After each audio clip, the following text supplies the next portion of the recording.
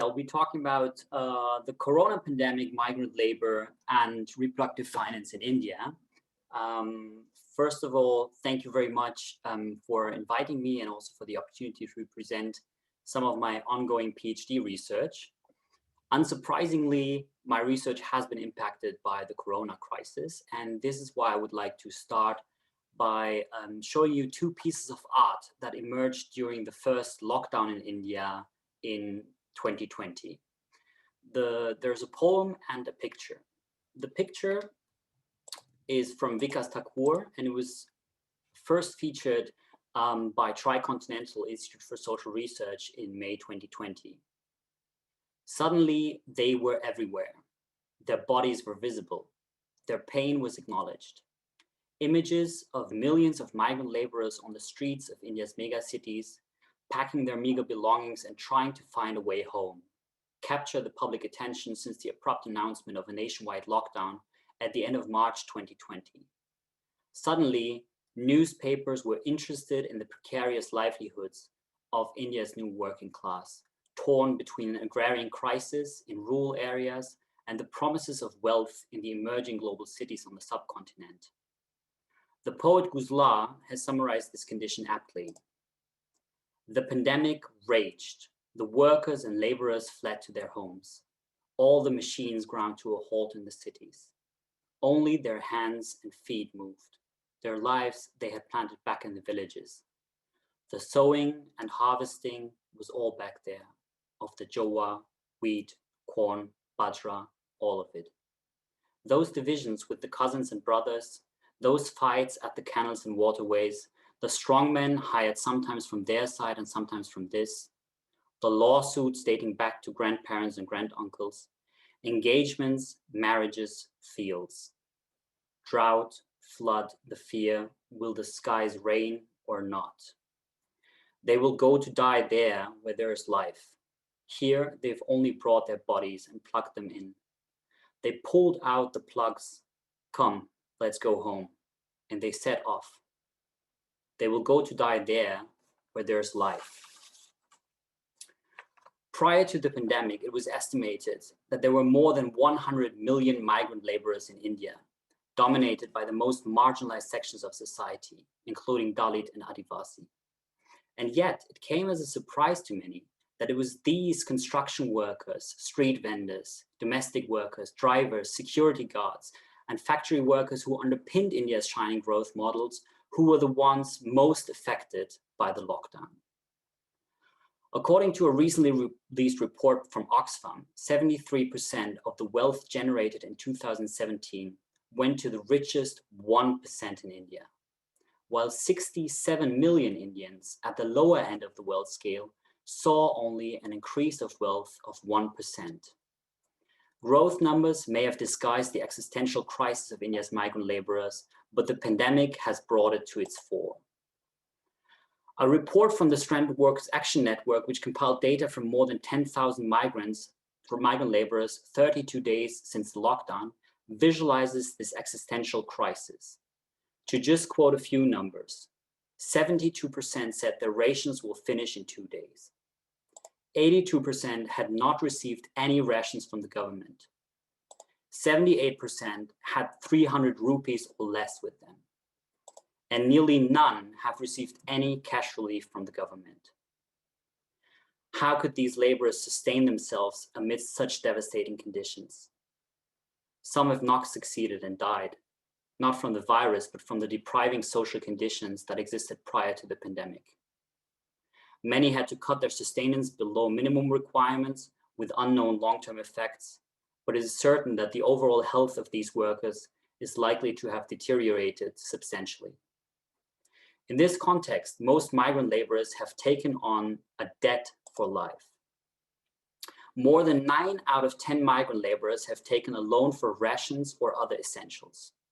Most have taken loans between 2,000 and 5,000 rupees, but almost 1/3 have taken loans of more than 5,000 rupees.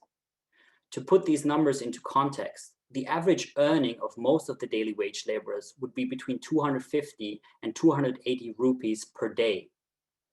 Given the uncertain nature of daily wage work, many would not be paid for more than 20 days per month.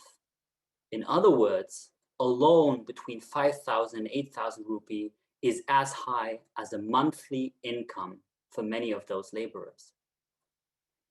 I mentioned earlier that the image and the poem were both representative not only for the corona pandemic, but also for the broader working of post-colonial capitalism. Likewise, the disturbing statistics on precarious livelihoods of indebted migrant laborers speak to a structural problem of India's new working class. When we look at the homes, the native places of these migrant laborers, we end up in those rural areas which are most severely affected by hunger and agrarian crisis, by droughts, floods, and other extreme weather occurrences, which have further accelerated with progressing climate change, and those areas which are most affected by projects of mass displacement in the name of development. This table shows the proportion of various income sources of rural households and the total income expenditure ratio. It is divided into so-called size classes depending on land ownership of respective households. Almost 2/3 of rural households belong to the first three lines, owning 1 acre or less. Effectively, they could be called landless. For this group, the data shows that there's a simultaneous occurrence of semi-proletarianization as in dependence on wage labor and depeasantization as in declining share of agrarian subsistence production. This is the background for many seasonal migrants who search for wage labor in nearby towns or more distant metropolis, and whom Jan Breman has referred to as footloose labor. Labor migration is mostly distress-driven, and it is existential because although drawing on different income generation strategies, the overall amounts are structurally lower than the needs for expenditure. In other words, there is a structural subsistence gap. Reproductive labor, for the most part performed by women, must act as a buffer in such contexts, trying to compensate for household deficit. It is here where we move from data to theory. Feminist political economists have highlighted the relevance for reproductive labor for capital accumulation for decades. In recent years, the scholarship associated with social reproduction theory has helped in shifting the perspective from processes of profit-taking to processes of life-making, while at the same time not losing sight of the former. In this context, social reproduction refers to numerous forms of work that produce, sustain, and nurture laboring bodies, including, for example, biological reproduction, physical and emotional care, and the vast realm of unpaid goods and services that sustain life and reproduce communities. Rather than analyzing this sphere as a separate care economy, feminist Marxists have continuously highlighted how social reproduction and capital accumulation are imbricated with one another. On the one hand, reproductive labor sustains and subsidizes capital accumulation, and on the other hand, this relationship between seemingly separate spheres is extremely dynamic and marked by what Nancy Fraser calls boundary struggles, in which social reproduction becomes a site for capital accumulation by way of processes of ongoing primitive accumulation. These processes play out on the terrain of the state, which is crucial in terms of taxation or providing of welfare services. The role of money in finance becomes crucial here because, as David McNally reminds us, under the capitalist mode of production, money replaces nature as the essential condition for life. In other words, survival, particularly in the absence of sufficient means of production, depends on access to money. It seems obvious that money is a precondition for life in capitalist economies. But my argument here is that it's not only exerts pressure to sell one's labor power directly. In the absence of sufficient other income opportunities, indebtedness may become an important survival strategy to manage a structural subsistence crisis for labor. Since these loans must be repaid with interest or even compound interest, they directly increase the pressure to sell one's labor power, however precarious the work may be. I refer to this as reproductive finance to highlight 2 points. First, credit becomes an important means for the life of working class households, helping them to cope with the structural subsistence gap. And secondly, these debts are productive from the perspective of creditors in various ways. A chronically indebted working class increases the political and economic power of those moneylenders and landlords and employers who are amongst the major creditors. Moreover, they help to sustain and deepen the exorbitant inequality I spoke about before. If we look at the history of what I call reproductive finance, we find that British colonial rule on the subcontinent profoundly reorganized the social reproduction of subaltern classes. To be sure, indebtedness of the peasantry existed long before British rule. However, there is a fairly broad consensus in historiography that the magnitude of chronic indebtedness of subaltern classes increased massively during the long 19th century. And I believe there were four major reasons for this. Firstly, an export-oriented commercialization of the agrarian economy.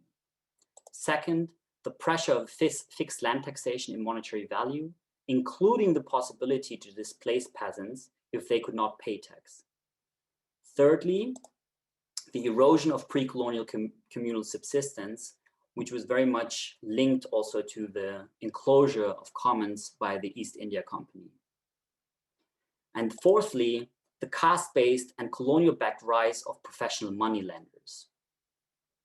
In sum, the chronic indebtedness of rural peasantry in the 19th century was rooted in a structural subsistence gap, which was expressed by millions of deaths in recurring famines, which Mike Davis has referred to as late Victorian Holocausts. The numerous peasant insurgencies under colonial rule were also reacting to the growing power of moneylenders and the yoke of indebtedness. David Washbrook has summarized the condition as follows. Small peasants, in effect, reproduce themselves and their cultivation from day to day and season to season through the credit system. My PhD thesis looks at the co-evolution of working class household debt and capitalist development. I argue that in the past 200 years, we can characterize three broad regimes of reproductive finance in which this relationship is governed differently. Each phase is characterized by different processes of class formation and capital accumulation, by different reproductive needs and forms of statehood, by distinct social movements who countered these processes, and by a particular integration of the Indian economy into the world market. Naturally, these regimes are not as clear-cut as it presented in the table. But this depiction tries to show both continuities and changes of a process in which subaltern classes temporarily manage their structural subsistence gap with the help of credit. Now, what does this imply for our understanding of capitalism? The concept of regimes of reproductive finance seeks to combine feminist, Marxist, and post-colonial insights in order to construct a historical materialist understanding of working class indebtedness in India. In recent years, especially since the great financial crisis of 2007 and 2008, debates on financialized capitalism have dominated critical political economy. In this context, the financialization of daily life, or as feminist political economy put it, the financialization of social reproduction, is primarily discussed as A, a phenomena of the Anglo-American sphere, and B, an exclusive feature of the neoliberal era. My argument intervenes in these debates and highlights 2 points. First, the financialization of social reproduction is by no means limited to the Anglo-American world. In the past 2 decades, we've witnessed the spectacular rise of commercialized and financialized microfinance in South Asia, where small-scale loans are linked to transnational investors and politically pushed by the rhetoric of financial inclusion. It is important to remember that this is not only the result of neoliberal policies. Rather, the indebtedness of subaltern working classes in India, as discussed for the case of migrant laborers who are particularly hard hit by the corona pandemic, has colonial roots. Put differently, we need to understand the imbricated history of colonialism and capitalism to make sense of the post-colonial present. Secondly, it is vital to understand the financialization of daily life, the chronic indebtedness of working class households, not only from the perspective of finance, not only as an issue between creditors and debtors. Rather, by centering social reproduction, we see what is really at stake: the existential precarity of caste-based and gendered labor. To link this point back to Ghuzlar's poem that was cited at the beginning, one can say that this is a matter of life or death.